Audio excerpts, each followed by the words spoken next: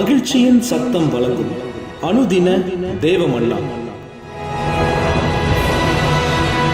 Voice of Joy presents Daily Manna by Reverend A. Benedict.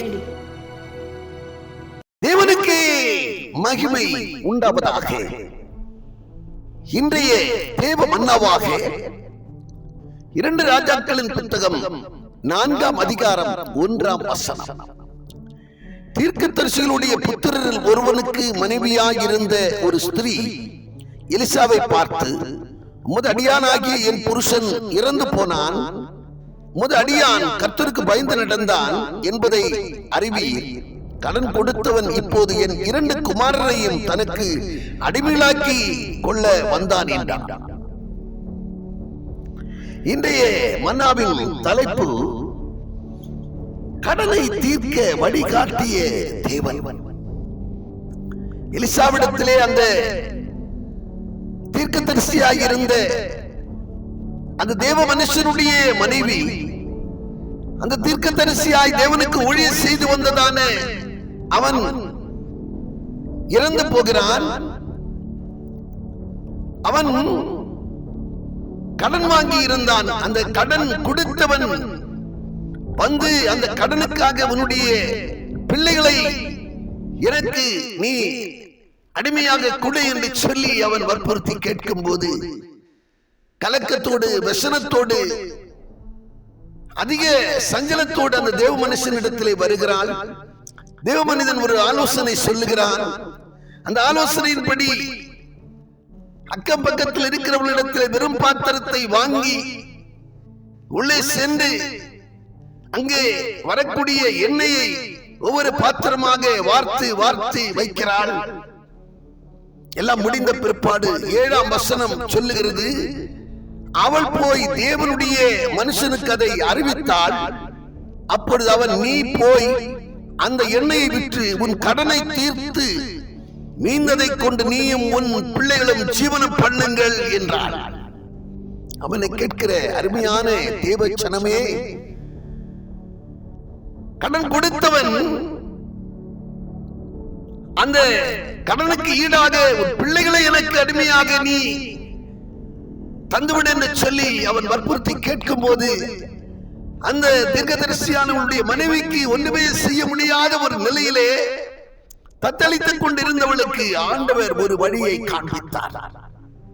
என்னை கேட்கிற அருமையான தேவ ஜனமே, கடன் பாரத்தோடு இருக்கிறீர்களா? அதன் நிமித்தமாக கலக்கத்தோடு விசனத்தோடு நீங்கள் சஞ்சலத்தோடு காணப்படுகிறீர்களா? தேடி வந்த மனிதர்களின் தேவைகளை அறிந்தவராய் தினம் தினம் அற்புதம் செய்கிற நம்முடைய கர்த்தர் இன்று உங்களுடைய வாழ்க்கையிலும் நன்மை செய்ய, உங்களுடைய வாழ்க்கையிலும் ஒரு அற்புதம் செய்ய அவர் சித்தமுள்ளவராய் இருக்கிறார். சிங்க குட்டிகள் தாழ்ச்சி அடைந்து பட்டினியாயிருக்கும் கர்த்தரை தேடுகிறவர்களுக்கு ஒரு நன்மையும் குறைபடாது என்று வேதம் சொல்லுகிறது. கர்த்தரை நீ உண்மையாய் தேடுவாயானால், உன் முழு இருதயத்தோடு நீ கர்த்தரிடத்திலே நம்பிக்கை வைத்தவளாய் நீ அவரை பிடித்துக் கொள்வாய் என்று சொன்னால், அவரை நீ தேடுவாய் என்று சொன்னால், நிச்சயமாகவே உனக்கு ஒரு அற்புதத்தை செய்ய சித்தம் உள்ளவராய் இருக்கிறார். தீர்க்கதரிசியானவனுடைய மனைவிக்கு அற்புதம் செய்தவே இன்று உனக்கும் அற்புதம் செய்து உன்னுடைய கடன் பாரத்தில் உன்னை விடுவித்து உன்னுடைய இருளை வெளிச்சமாக்கி உன்னுடைய கோணலை செவையாக்கி உன்னை அணைந்து போயிருக்கிற உன்னுடைய விளக்கை ஏற்றி வைத்து உன்னை வாழ்வழிக்க உனக்கு நல்வழி காட்ட அவர் இன்றும் போதுமானவராயிருக்கிறார். நீ செய்ய வேண்டிய காரியம், உன் வழியை அவருக்கு ஒப்புவித்து அவர் பேரில் நம்பிக்கையாய். 37ஆம் சங்கீதத்திலே 5ஆம் வசனம் விதமாய் சொல்லுகிறது, உன் வழியை அவருக்கு ஒப்புவித்து அவர் மேல் நம்பிக்கையாயிரு,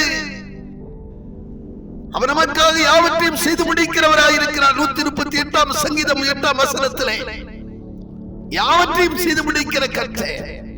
எப்படிப்பட்ட பிரச்சனையோடு இருந்தாலும், எப்படிப்பட்ட ஒரு சூழ்நிலை போராட்டத்திலே நீ காணப்பட்டாலும், உன்னுடைய போராட்டத்திலிருந்து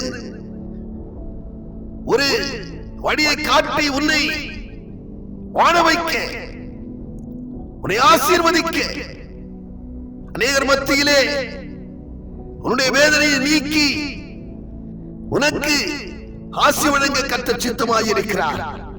நீ உன்னை ஒப்பு கொடுத்து விடு, அவரிடத்தில் நம்பிக்கையாயிரு. நாம் ஜெபம் பண்ணுவோம்.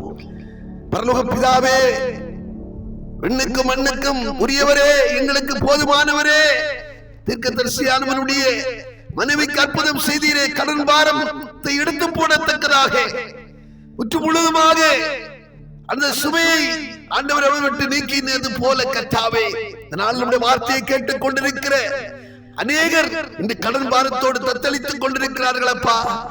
கடன் சுமையோடு வேதனையோடு கலங்கி கொண்டிருக்கிறார்களப்பா.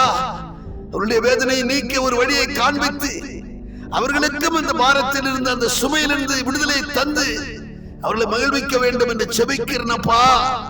நீரே அனைத்தை செய்ய வல்லவே, நீ செயலனைத்து தடைபடாது அறிந்திருக்கிறோம். தடைகளை இடித்து விடுவீராக. வல்லமை விளங்க பண்ணுங்கப்பா, கூட இருங்கப்பா, பெரிய காரியங்களை காண பண்ணு. இயேசு கிறிஸ்து மாறாத நாமத்தில் செபிக்கிறோம் நல்ல பிதாவே, ஆமென்.